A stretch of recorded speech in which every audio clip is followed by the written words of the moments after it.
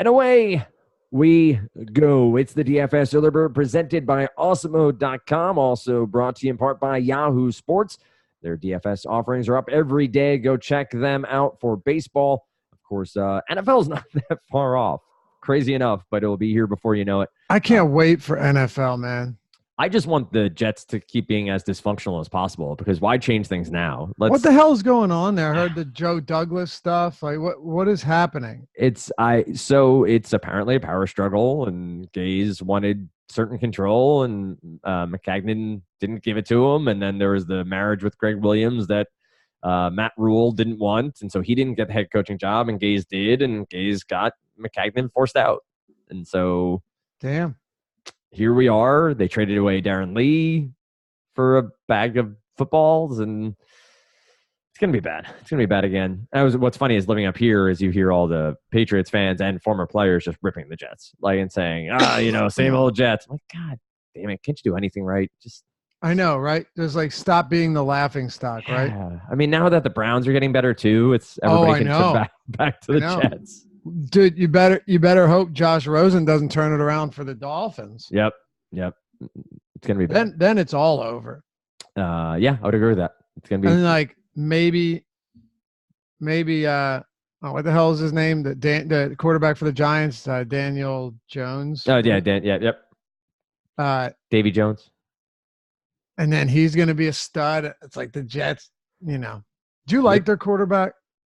Sam Darnold? Yeah. I like him enough. I don't think he's as great as will they be drafting a quarterback in the top 5 picks within the next 5 years? Do you like him enough to say he can be their franchise guy? I do. I think okay. I would say in the next 4 years, like the rookie contract, I think he will be their starting quarterback and can be more than viable to get them into the playoffs. I don't know if he's quite special yet, but I would say he has the talent. It's just whether or not they give him the tools to make it happen or not. And I doubt it as of right now, but we'll see. Same old Jets, as it's often said.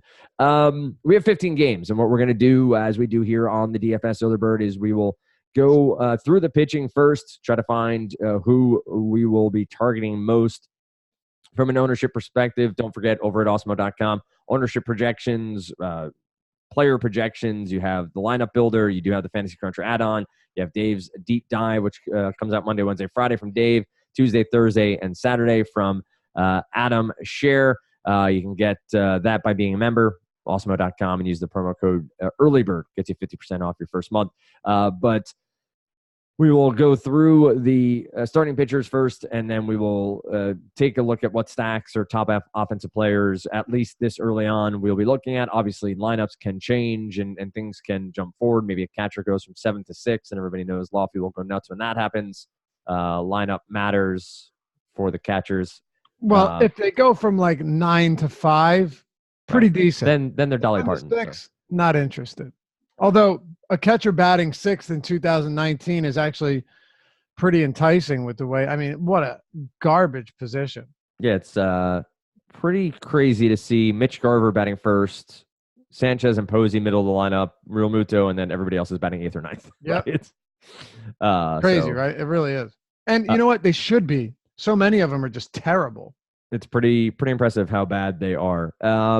Let's dive in. We've talked many times over, I have at least, about the pricing on DraftKings and how they sort of shrunk the pitcher price pool to be about 10.5 down to 8K, raising up some of the mediocre pitchers and dropping down some of the aces. On this slate, though, we do have 2 pitchers above 11K on DraftKings, and that is Jacob deGrom in Miami against the Marlins. Obviously, a fantastic spot for the 2018 Cy Young Award winner, Max Scherzer, who obviously can put up gigantic numbers whenever, does have the Cubs, who have a pretty decent offense at home. He's 11-1. And then we do have Garrett Cole at 10.7. Then everybody else is below 10K. A quick look here. You have upside from both Scherzer and deGrom, and even throwing in the mix Garrett Cole, probably off the board against Boston. But deGrom, Scherzer, both over 11K. Are either of these viable for you for GPP purposes? I assume both are cash viable simply because of their floors. But do they have enough upside here at this price point to give you the ability to get to 11K plus? As I've been saying, as it happens, depending on who's facing them, Jacob deGrom today hits the pitcher lottery. He's got the Miami Marlins. I mean, it's really quite incredible. You face the Marlins and you immediately become a spectacular pitching option. You know, it's really alarming how bad they are. I mean, there are bad teams, and then there's the Marlins. You're talking about a team that ranks dead last in almost every single relevant metric. Like anything that we care about, the Marlins rank last. They're 45 points below the Indians for ISO against right-handed pitchers. 45 points. Are the Indians 29th is what you're saying? Yeah. Wow.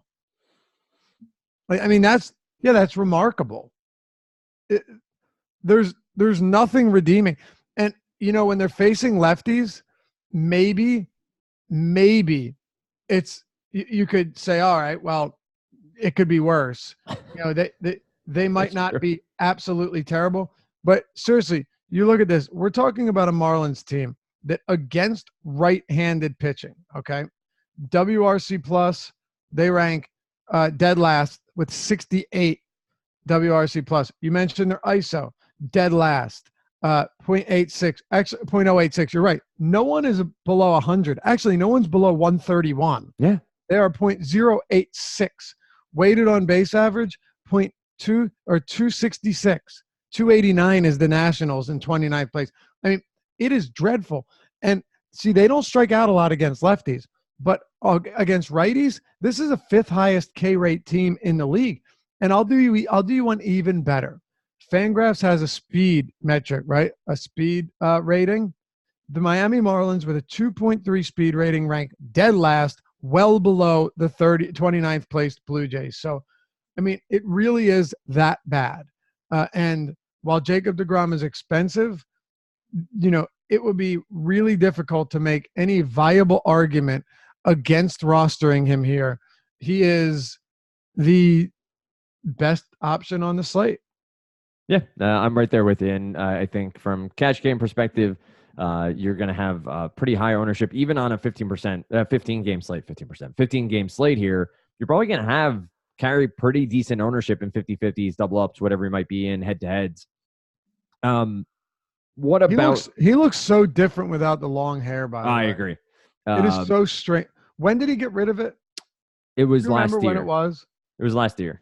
Because all I can picture is deGrom with long hair. Yeah, the flowing locks. Him, Thor, Gazelman had the crazy long hair for a while, too. Pull up his headshot on DraftKings real quick. All right. We're going to get a live video reaction here. Let's see.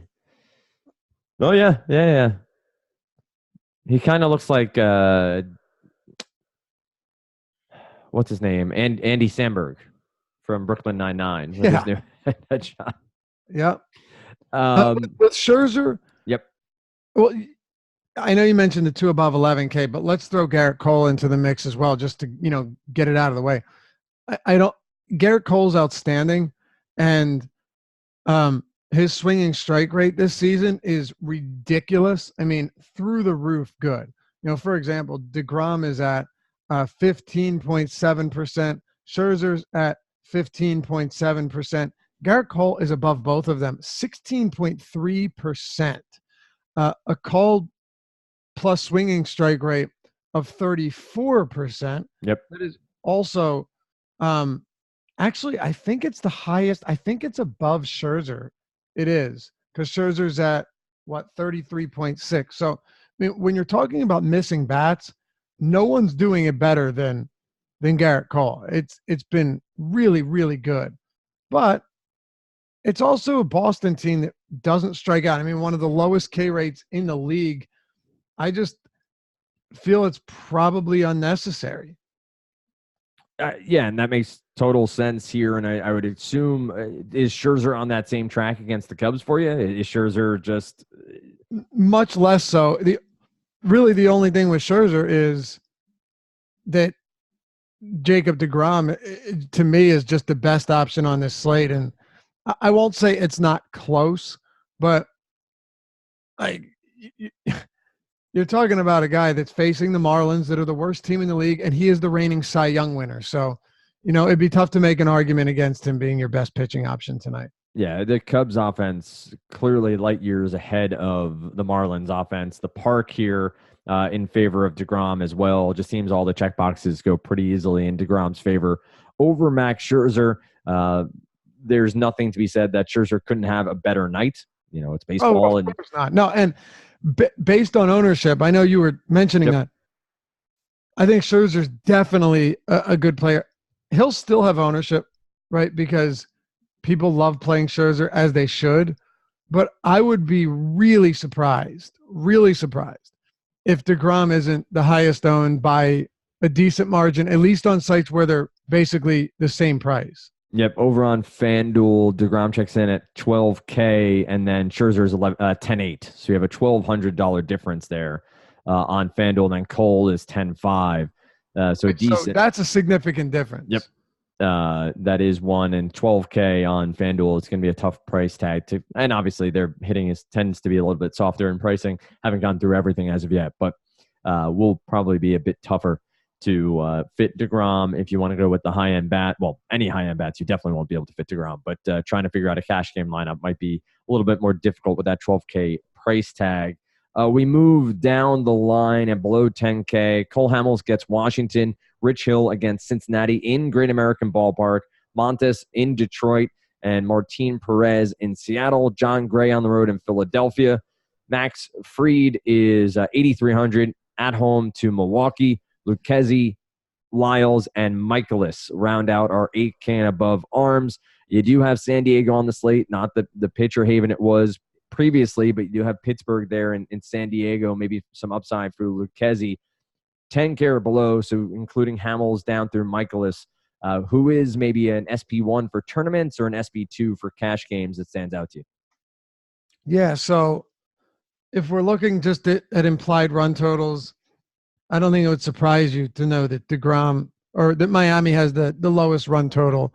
1.2. What are we? No, I'm kidding. What's that? I said 1.2 runs. What do you think? Take a guess. I would say it's 2.3 is what my guess would be. You have 2.3. Have you looked? I have not.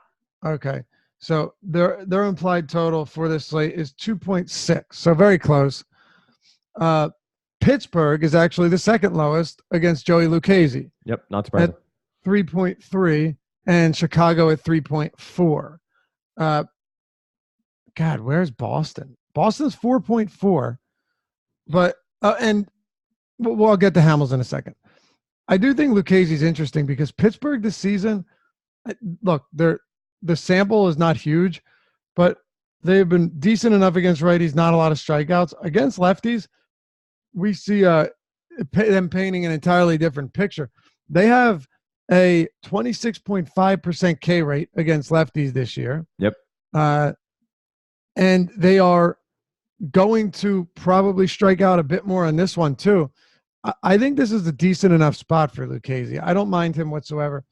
When you're talking about where this team ranks, the Pirates in WRC Plus are 29th, 74, actually worse than the Miami Marlins against lefties because the Marlins just are all righty bats, even though they're not good.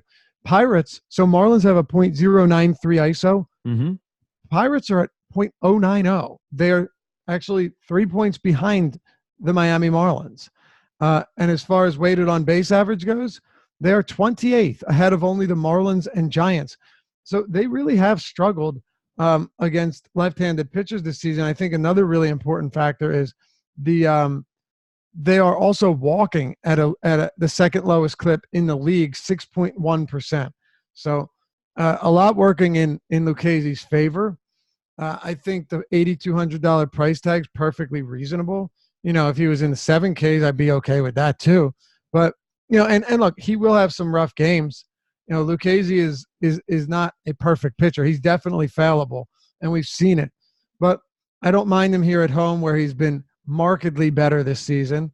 And I think you get a good game from him. Now, it's a deep slate, so where else do we go? Well, Rich Hill's a good pitcher, but Dave Roberts, I don't know what he's going to let him do. He did throw 96 pitches last time, but that doesn't mean I trust him. Kenta Maeda, I mean, this is ridiculous. And I had a ton of Maeda. Absurd. Yeah, I know. Well, oh, you know what? So he got hurt. Well, he's on the injured list, and it just feels like shades of last year where he's going to be. Listen, I don't want to project conspiracy theories in baseball, but I really think the Dodgers gained the injured list. I really think. What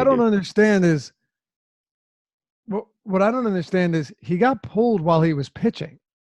He had 2 outs in the 8th, 85 pitches, but it says he fouled a ball off himself when he was batting. Yep. So that happened beforehand, and he kept pitching. And then the next day because he didn't bat, he got pulled afterward. He's being placed on the injured list as a precaution, and he should only miss 1 turn in the rotation. It really stinks. It smells funny to me. What is that? Because it's them doing what they do with the pitch count. They're protecting their pitchers. Right. You're right, dude. You're right. He had 85 pitches. Yeah. It was one of the best starts of any pitcher this season. He was going Maddox. He was not hyperbole. He allowed 3 base runners.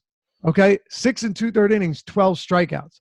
This was a really, really good start. He threw 85 pitches. And I had tweeted, after 5 or 6 innings, 6 innings, I'm waiting for Dave Roberts to come out, tell him he's seen enough and pull him with 75 pitches. Well, he got to 85, but it wasn't an injury, like you're saying. If it was an injury, well, he would have been pulled after the at-bat, not while he was pitching with 2 out. I mean, whatever. I don't get it. My point is, I have no idea what Roberts is going to do. And since Great American Ballpark is very righty-friendly, so I don't really see the need to pay $9,000 for Rich Hill. I can't get there. I think Cole Hamels is a good pitcher. The Washington Nationals have really struggled this year, but I don't want to pay that much for him either. And let's be honest. If I'm going that high, I'm going to deGrom or Scherzer. I'll just pay the extra $1,000 or $1,500. I don't see how Hamels gives you that ceiling, even at a $1K, $1,500 less. I don't see how you can make sense of that. If he was $8,500, then we could have the conversation. For example, like Lucchesi or even like John Gray. I mean, I expect John Gray to go very overlooked. This guy's striking out over a batter per inning as he always does. He will allow some runs, but listen, outside of Coors, I definitely like him more. The Phillies have floundered at times lately. Bryce Harper's looked terrible. He's striking out over 30% this season. So, the mid-range really isn't terrible. It's not great either. For example, Frankie Montas, you'd be hard-pressed to convince me that paying this much for Montas is a viable strategy. Now, it is against the Tigers. I get that. This is a Tigers team who against righties has a absolutely ballooned K rate. It's up almost 27%. They've been terrible really in all respects against right-handed pitching. And Frankie Montas is good at preventing runs. The thing with Montas is, are we going to get the strikeouts, right? He has a 10.9% swinging strike rate, 27% called plus swinging strikes. That's not a very good number, okay? That's not very good at all, actually. So he does a good job at limiting runs. I just don't know if the strikeouts are going to be there. I get it. He's had 7 and 6 and 5 and everything. But at 8,800, what ceiling are you getting with Montas? Unless he's going 8 innings, I have trouble believing on a 15-game slate that it's worth it at almost 9K. Yeah, I sort of drilled past him pretty quickly on this slate, not seeing much that I thought was all that viable at that price point. Haven't looked him up on FanDuel. Can do that. Well, he's 8,800 on FanDuel too. He's the 6th most expensive pitcher on that site as well. So I would stay away single pitcher or double 2-pitcher sites. I just don't think it's a ton of upside there. We did talk to Lucchesi. I agree with John Gray. The home runs concern me a little bit on the year. He's given up 9 over about 48 innings of pitching, 3 at home over 18 innings. I think it's 6 on the road over 30 innings. So it's not like it's just Coors Field here for John Gray. Does have strikeout upside, and to your point, the Phillies have had some rough goes here. So there's upside there. What about a guy like Jordan Lyles in San Diego We've seen some upside from him to start the year. He struggled at times. Then last time out, had a pretty solid outing. Walks continue to be an issue. He's had 4, 3, and 3 in his past 3 starts. San Diego does, if my memory serves me correctly, have a decent strikeout rate on the year. Righties, they do, yep. Yeah, so highest in the league. 26.7. Does Lyles have upside here at this price point where maybe even we consider a Lucchesi Lyles pairing in the same game and look for some upside just simply between 2 pitchers against teams that are going to strike out a decent amount? Yeah, I mean, I guess. So, all right. With Lyles and I was feeling Lyles earlier this year, but how did he feel about that? I don't know. I never asked him, actually. Right. Well, all right. Next time, I guess I should have got consent. Yeah. There's some concerning numbers. Like, swinging strikes aren't everything, but he is an 8% swinging strike rate. And why does that matter? Well, he's above 8K, and it's 15 games again. So you have to just, you have to draw the line somewhere. And I just don't know that it's necessary to go there with him, when honestly, like, you'd probably be better off just rolling the dice on a cheaper Merrill Kelly or something. That's not to say that I have faith in Merrill Kelly, but I think Lyles is a bit overpriced. Yeah, it's a good matchup. He will face a lot of righties, so it's not a crazy idea. And he is holding righties to a 203 WOBA this year, 0.095 home runs per 9. Look, his splits against righties are way better than they are against lefties. A 0.84 WHIP, really, that's a solid number. But he has a 158 BABIP. Like, that should change. That tells you he's been getting a little bit lucky against those right-handers. So I guess, that's one where if you think the matchup is worth it, then go ahead. But when you're starting to get up to those prices, I think you need a little bit of both. Max Fried is probably not a spot that I go to. He's a really good pitcher. I have a lot of respect for him, but I also have a lot of respect for these Milwaukee bats. And once again, if he was cheaper and the matchup was baked into the price, then I'd be okay with it. But I don't see myself getting that. Probably rather just go with Joey Lucchesi. So it's an odd one. And look, we have Rangers, we have Globe Life Park. So we're going to want to be paying for some hitters here. You have Miles Michaelis and Leclerc on the mound. I'm assuming that's how you pronounce it. Yep. So yeah, it's actually a kind of odd pitching slate here. You have Dylan Bundy down there, but it's been a pretty rough. The A's are going to hit. The Indians are going to hit so many home runs. I know the Indians have been bad, but it's like if you want a cure all, face Dylan Bundy. It's definitely possible. And he had a decline in velocity last time out. I wanted to see I can't remember exactly what it was. So let's just take a quick look here. Dylan Bundy. Because this could put us on the Indians too. When we're talking pitchers, we can, if we can find issues, it can put us onto the bats. I remember last year Dylan Bundy got off to a start where he was throwing like 93, 94, and then he was sitting 90 the next couple of games. His velocity was down, I don't know, a tick or two, nothing crazy. I don't think it's anything that would really concern you that much. But he, like you said, Bundy gives up a lot of home runs, man. When he's on, he actually looks really good, but I don't know if we can.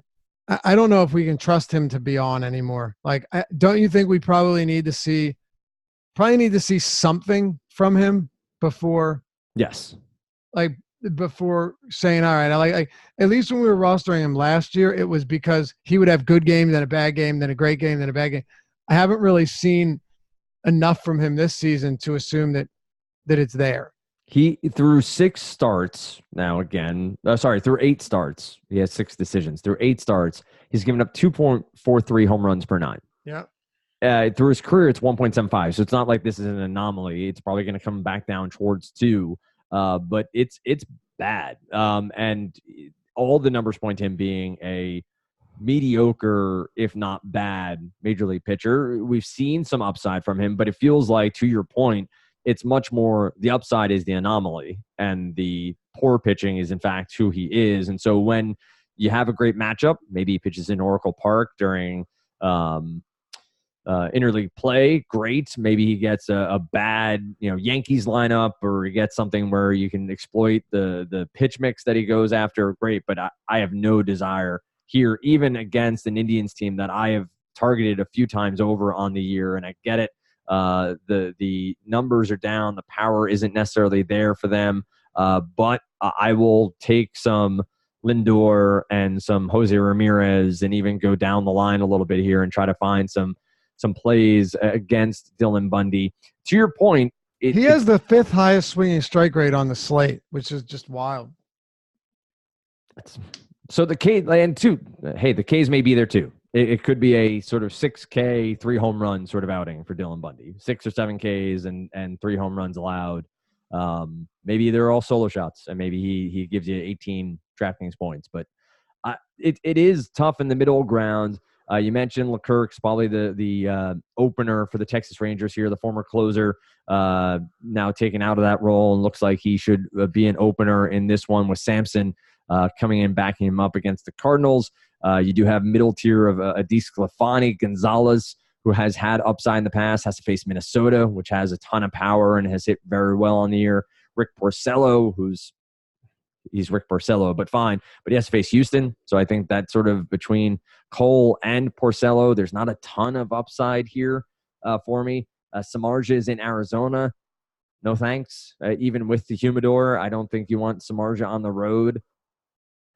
Is there anybody cheap? Is there Cole Irvin? What about Cole Irvin here? He's sort of fighting for his life in the rotation. Supposedly, I'm going to forget his name. Well, Vince Velasquez should be back soon from injury, and everybody's favorite starting pitcher in drafts this year, whose name is escaping me, who's in the minor leagues now, AAA. Nick Pivetta is pitching well, apparently, in AAA. So Irvin would have to do a lot to stay in the rotation, but had a very good first start in the majors for Philadelphia last time out. Had 5 strikeouts, 1 walk, over 7 innings pitched, gave up just 5 hits, 93 pitches. Colorado on the road, we've talked about that plenty of times. They don't have the benefits of Coors Field. He is a lefty, has to face Arenado and Story in a little bit of a bandbox.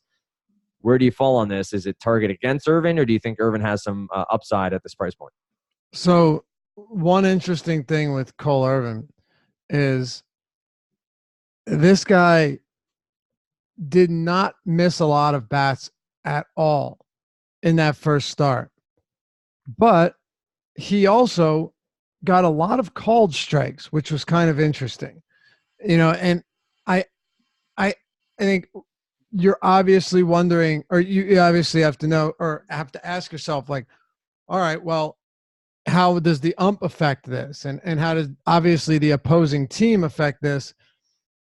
He's in a spot where I have a little bit of concern, because Colorado is one of those teams that, when you got a Sale or even an Erod, they go out there and they just light them up with strikeouts and get them to swing over pitches, but they also have a lot of power. Yep. So if you have Irvin going out there and serving up like hittable balls, even, if they're decent pitches, that concerns me a little bit. He only got 29% ground balls in that game too.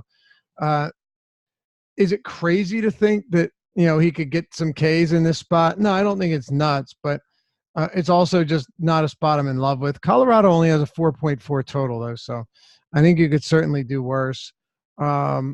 Just trying to look here if there's anybody else. Like we've talked about Montas. It's a good matchup. Do you want to pay for him? The same goes for like a Lyles. Very good matchup.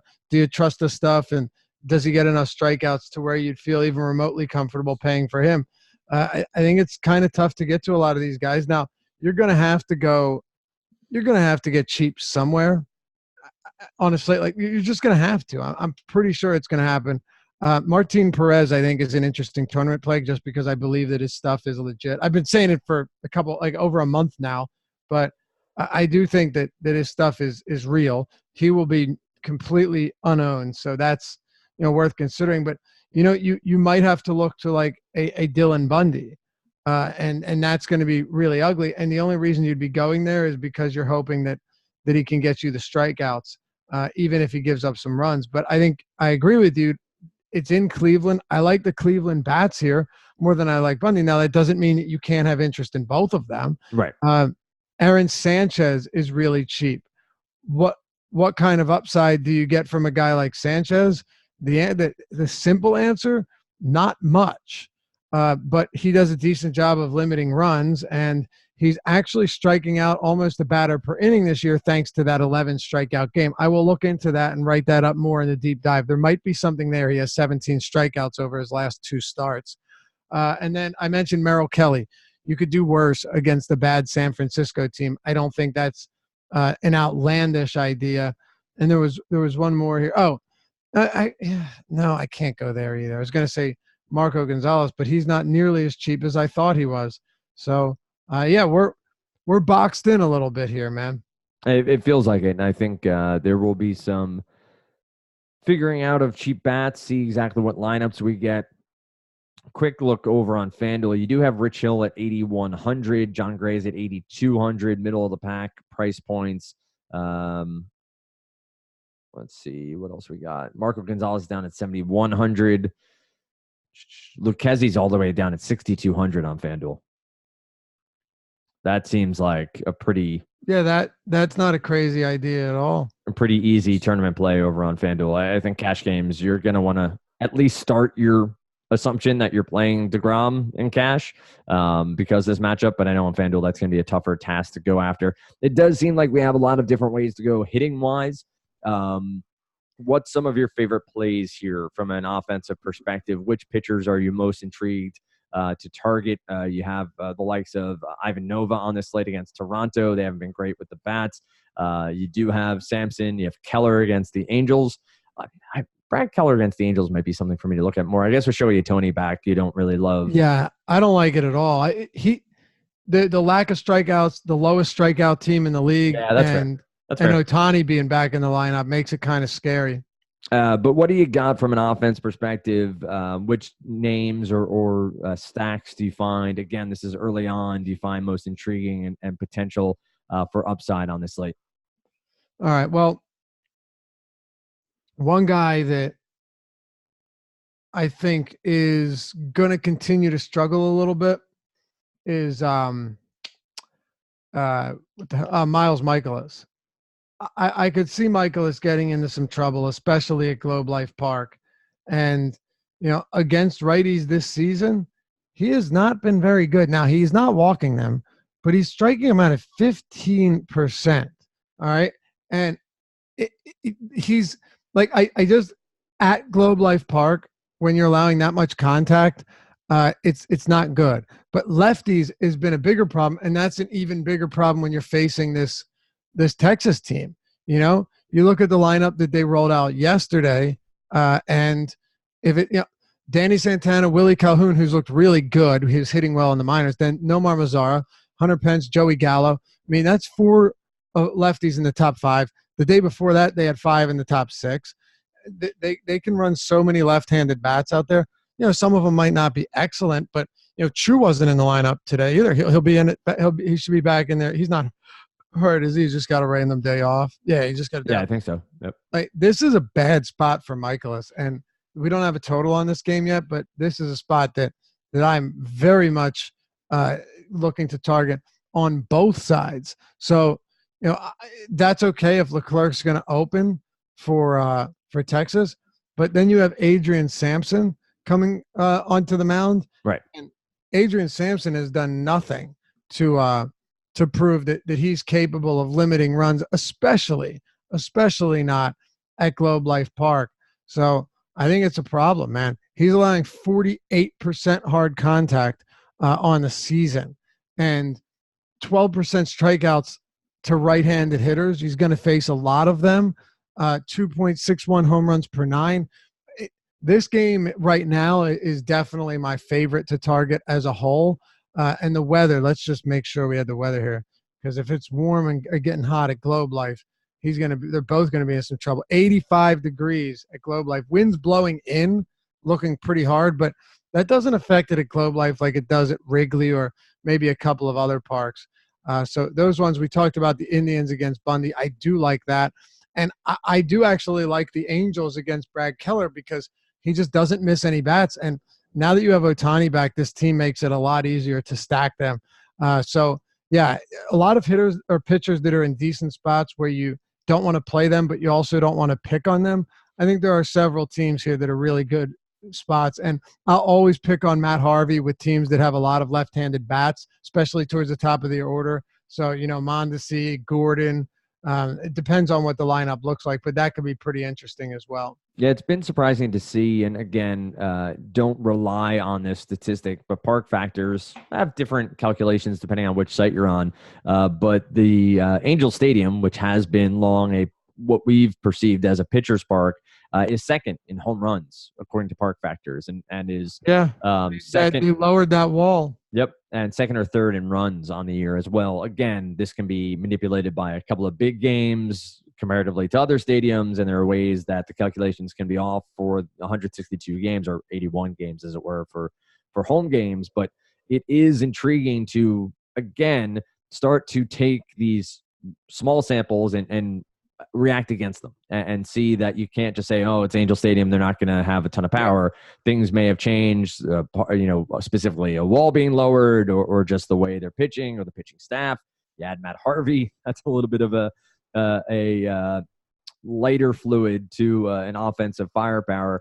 I will say Dodgers bats here against DeSclafani stand out to me a bit. I like DeSclafani as a pitcher generally, but I do think with you giving up 7 home runs on the year, there is some upside here for the lefty power bats. Clearly, Jock Peterson and Cody Bellinger, and you go down the line there for them at Great American, also up there in home runs on the year, Great American Ballpark. So the Dodger bats will at least be in consideration for me. And I'll take some Tampa Bay bats against CC Sabathia. He's given up a ton of home runs and per 9 on the year, and is somebody who doesn't have the velocity anymore. And this is a Tampa Bay team that's very patient. They're going to wait him out. So I wouldn't be surprised if they put up some runs here. Anything else you want to add before we turn it over to the MLB strategy show, which comes up around 9:15 every morning? And it'll be Adam and it will be Josh here on Friday morning. I think that'll do it for now, man. And check out Sirius XM, Awesemo Radio on Saturday and Sunday, 3 to 5 p.m. Eastern Time, Sirius 210, XM 87. We will see you there. You know who hosts that? It's Dave. So that would be. Oh, yeah, this fella. That's that fella. And you know what his Twitter handle is? It's Lofty_D. That's LOU. How's that spelled? LOUGHY_D. That's right. I'm me at Dan Strafford, DANSTRAFFORD. Dr. Farts to my friends. Of course, it's Awesemo_com on Twitter as well. Find us at awesemo.com. You can get 50% off your first month by using the promo code EARLYBIRD, one word. As always, reminder, subscribe to our YouTube channel, subscribe to the podcast over on iTunes, Stitcher, Google Podcasts, wherever you listen. Leave us a rating, leave us a comment, just help spread the word. Happy to hear whatever feedback you have. Only good things about Dave. He has a very sensitive personality, but you can say whatever you want about him. Very sensitive. It's been 5 years of doing a podcast. I've heard it all at this point, but we would love to hear from each and every one of you. So leave a comment. Wait, were you being serious? No, I'm not being serious. Oh, I was going to say, all right. Well, all right, fella. I've left some hell of an impression. Oh, man. Anyway, well, wait. Before we go, and this can be at the end. Because I know people get pissed off over on the YouTubes when we divert from the topic. Game of Thrones, final episode, Sunday night. Oh, I know, man. Dude, we don't need to spoil anything. We don't need to rehash the social media debates. Oh, no. I'm sorry. Look, I don't mean to be a dick, but if you haven't watched it now and you get mad that people talk about the show, sure. Like it is literally the most popular show in the world. It's not my look. I'm serious. I'm not trying to be an asshole, but it's being just realistic. Well, you can also shut off the podcast right now, so it's fine. Right, of course. But it's not my responsibility to make sure people. The worst is the on Twitter. Like, well, no, I've said it before. If I think I might have said it on here. Yeah, at the top I think of the show. most people Yeah. agree with us, by the Yeah, way. like Sorry, you go ahead. don't go to the water cooler at work where people are talking about Game of Thrones to say, hey, I'm here. Don't talk about Game of Thrones. You don't do that. So don't go to Twitter. You know people are Exactly. talking about it. Don't go there. That's Exactly. it. Period. Exactly. Full stop. But you're looking forward to it. You've enjoyed enough this season. You've enjoyed the ride. You've enjoyed. Yeah. Look, am I disappointed in some stuff? I am.